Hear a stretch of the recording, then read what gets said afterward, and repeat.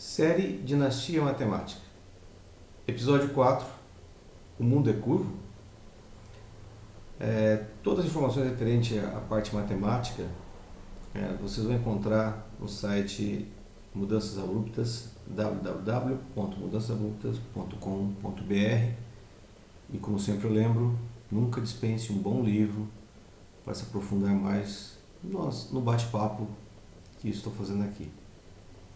É interessante falar sobre curvatura de mundo, que nascemos, crescemos e morremos sempre achando que o nosso mundo é um mundo tridimensional. Tridimensional no sentido que estamos sempre nos referindo a três dimensões, como se fosse o canto de uma parede.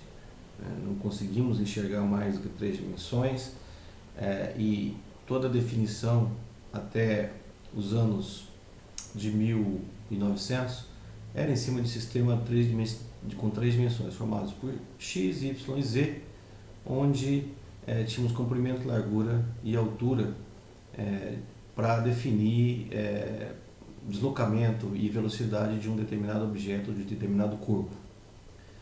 É interessante notar que o matemático Riemann, que é um pouco conhecido, muito conhecido na ciência, mas pouco conhecido das pessoas do dia a dia, no mundo do dia a dia, Riemann, por volta de 1850, que foi orientando de Gauss, era um perfeccionista.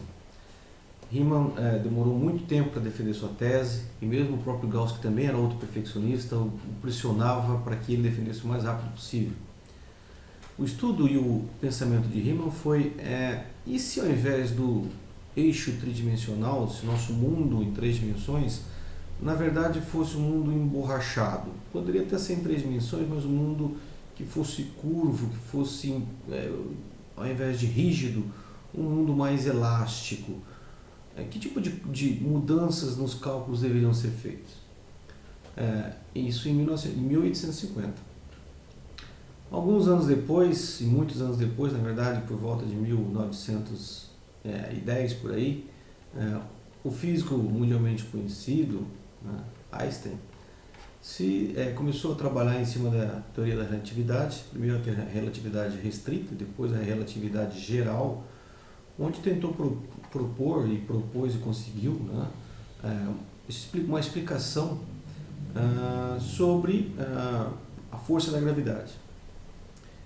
No entanto, ele se deparou com um problema matemático que ele desconhecia, que era o cálculo envolvendo uma coisa chamada tensores. Esses tensores foram criados e foram estudados com base na geometria riemanniana, onde Riemann trabalhou com essa geometria não pensando nada em curvatura de espaço, em curvatura de tempo, mas em como retratar o mundo se ele não fosse rígido. O que Riemann fez foi criar algumas regras, algumas leis e algumas fórmulas para determinar a curvatura. Então, segundo os cálculos de Riemann, se você tiver num plano coisas que estão desenhadas num plano, por exemplo, triângulo e retas, o plano teria uma curvatura zero, ou seja, ele não tem curva nenhuma, não é um plano encurvado. Um plano com curvatura positiva seria, por exemplo, uma esfera, onde, por exemplo, um triângulo teria mais do que 180 graus com a soma dos ângulos internos. Então aqui seria uma curvatura positiva. E uma outra coisa que também aparece das fórmulas de Riemann é a curvatura negativa, que seria uma curvatura do tipo assim, onde a soma dá menor que 180 graus. Se você somar os ângulos de um triângulo, vão dar menores que 180 graus. Esse tipo de teoria, então aqui curvatura negativa, esse tipo de teoria advém de mudanças no espaço. Essas mudanças no espaço, por exemplo, você pode representar os pequenos comprimentos do espaço em forma dos três eixos. Então eu posso representar aqui por um parâmetro chamado G1, né, onde eu tenho um comprimento representado pelo quadrado, mais, por exemplo, um G22, onde eu tenho o deslocamento dele em y ao quadrado, mais um outro parâmetro, onde eu tenho um outro deslocamento em w, que seria a terceira dimensão, ao quadrado. No caso do espaço tridimensional, e aí depende da curvatura, você pode ter, por exemplo, aqui apenas números uns. Tá? Então, um espaço, por exemplo, com curvatura 0, seria um espaço onde esses números seriam 1. O problema surge quando você tem, ou por hipótese, outros tipos de curvatura. Curvatura positiva ou curvatura negativa. E aí as tensões, ou seja, as distribuições de forças existentes, formam uma matriz, e aí entra o que no ensino médio a gente acaba ensinando para os alunos, né? Uma matriz que eu vou chamar aqui de matriz de T, né, de tensores, onde nessa matriz a gente tem diversos elementos. Né? Esses elementos apresentariam são números, né? Uma matriz formada por números, onde esses números representam como cada coordenada se relaciona com a outra quando é encurvada. Essa matriz de tensores é que dificultou o cálculo de Einstein. Einstein não dominava esse tipo de coisa. Inclusive ele teve que fazer um curso com um amigo dele, né, na Alemanha, muito experiente no cálculo de tensores, que o ajudou no desenvolvimento da teoria da relatividade geral. Depois de Einstein, outros cientistas começaram a se aprofundar nessa teoria da relatividade geral e, na verdade, o que a teoria da relatividade geral nos diz, então, a teoria da relatividade geral, muito grosso modo, é que o espaço, a regra para a teoria da relatividade geral para a gravidade, por que os corpos orbitam em torno de um corpo com massa maior?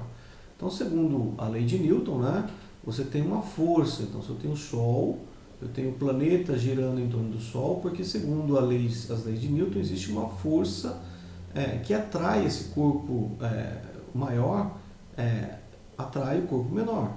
Mas que força é essa? Aí é que entra realmente a genialidade de Einstein, porque ele aproveitou a teoria de tensores, aproveitou a curvatura riemanniana, aproveitou os cálculos de Riemann, sem os quais não existiria a teoria da relatividade geral, para bolar o sentido de montanhas e buracos no espaço.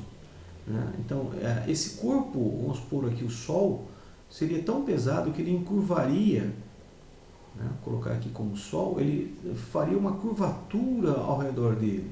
E qualquer bolinha que estivesse caminhando nesse espaço, no caso as bolinhas seriam os planetas, quando elas chegassem próximas, elas teriam que ficar, elas estariam caindo, né, em torno desse vertedouro, né, e que olhando de cima acaba dando exatamente a órbita de que a gente encontra na teoria de Newton.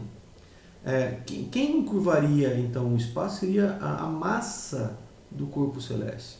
Né? Em outras palavras, por exemplo, a gente teria essa massa denominada como uma regra de tensores, né?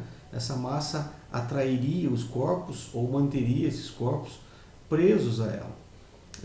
Tudo isso advém então da teoria riemanniana, a teoria dos corpos da curvatura riemanniana, que nos diz exatamente isso. Você imagina aqui um corpo, né, que tem um maior peso e uma outra esfera, se a gente olhar de baixo para cima, que estaria aqui uma montanha, nesse espaço x, y, né, e z, faria, por exemplo, o deslocamento de tudo que saísse dessa curvatura, acabaria caindo aqui dentro.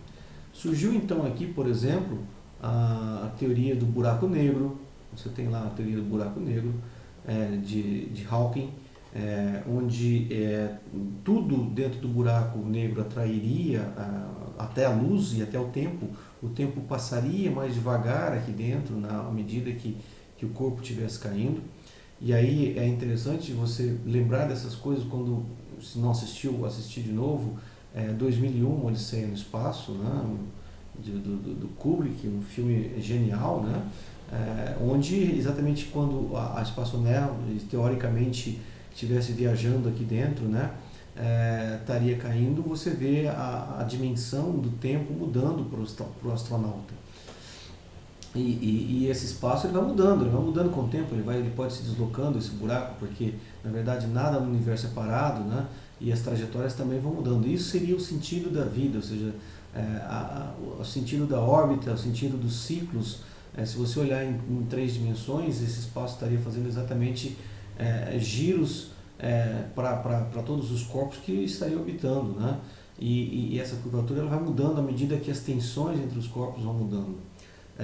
A teoria matemática, as fórmulas hoje em dia não são tão complicadas de se mexer como era antigamente.